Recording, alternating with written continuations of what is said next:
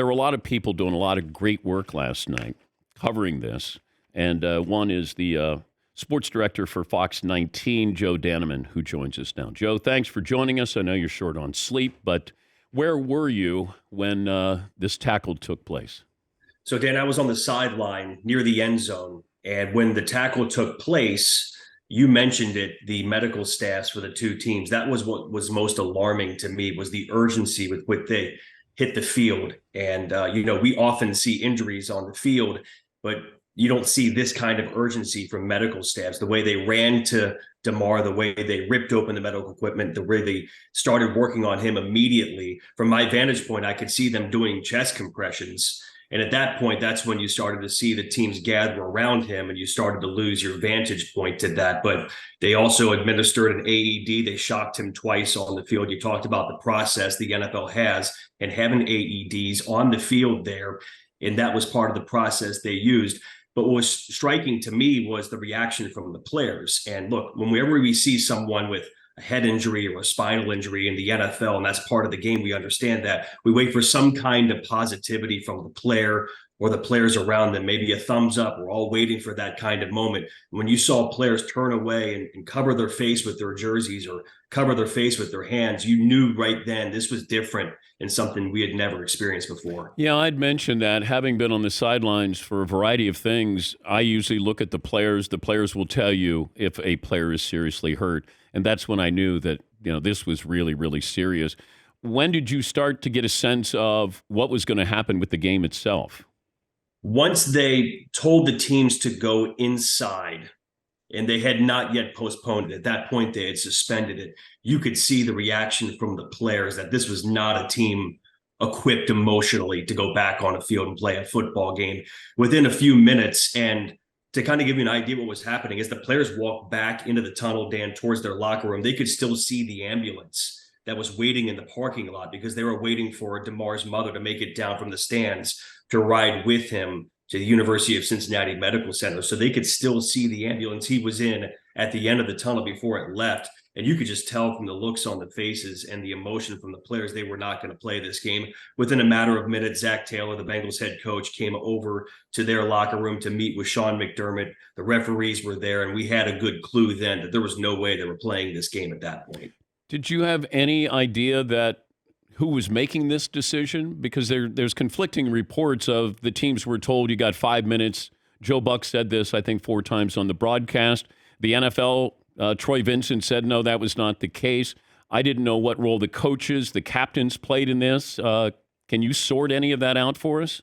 As far as what the NFL and their involvement, I can't. I can tell you the referees, Zach Taylor, Sean McDermott, and members of the front office for the Buffalo Bills were outside of the Bills locker room discussing this pretty quickly after the announcement of the suspension of the game. So to me, that was a signal that they were there amongst each other talking about this. Sean McDermott didn't last long in that meeting. He was out there very briefly, and then he went back inside the locker room to be with his team. But Zach Taylor, other members of the Bengals coaching staff were there with the referees discussing, obviously, deciding to postpone this game. But as far as the NFL's involvement in it, from where I was and my vantage point, I don't know how much involvement they had at that point. How much confusion was going on?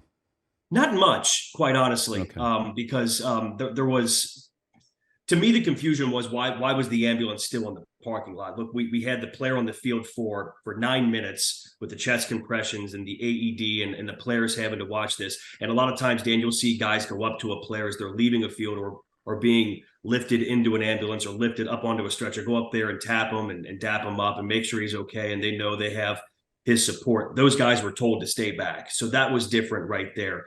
But once they'd announced it, that the suspension of the game was going to happen, it was very organized. The guys went back into the locker room.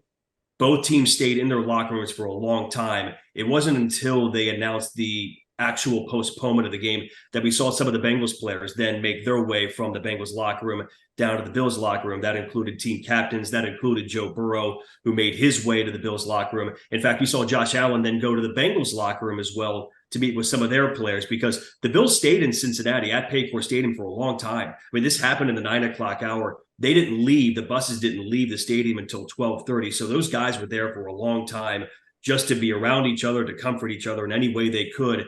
And I think you see this fraternity of football players, right? Where, look, I'm sure there are Bengals players who played with him at some point, played against him, or with him at some point in the pre-draft process. So I'm sure a lot of guys in the Bengals locker room knew him. Not only the Bills were feeling this, but the Bengals players as well. Any sense of how many Buffalo Bills players went to the hospital? No, I know Stephon Diggs was the one player that was the high profile player that did go there. As far as outside of him, I don't know of other players that went to the hospital.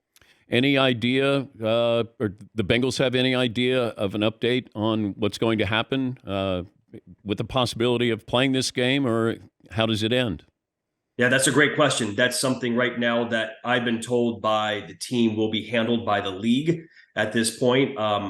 Obviously, it's a very unique situation because we all understood, and that's the weird part about this, Dan, was this was supposed to be the showcase of everything that's going great right here in Cincinnati now. With this football team playing great football, the Bills being the team that the Bengals are competing with, trying to get that number one seed. So you have this joy and excitement of what's happening on Monday Night Football. And then this happens, and it's this emotional dichotomy of joy and excitement to sadness and curiosity of what's happening. But as far as what's going to happen with the game at this point, we have not been given any information from the Cincinnati Bengals what they're going to do with this game against the Bills. Do you think the Bengals expect the Bengals will show up for practice? Or it was Tuesday going to be an off day for them?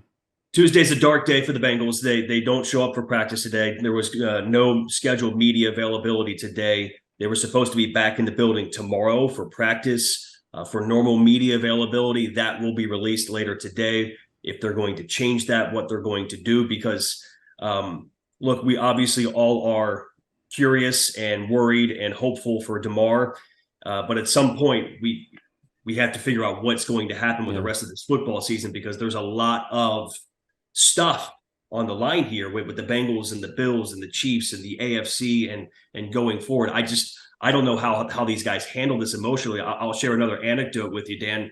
We were outside of the Bengals locker room. They moved all the media out of the tunnels and away from the locker room. There is a second exit from the Bengals locker room, and we could see Bengals wide receiver T. Higgins. If you remember, he was involved with the play. He caught the pass. He was the guy that Hamlin was trying to tackle when he fell to the ground, popped up, and collapsed.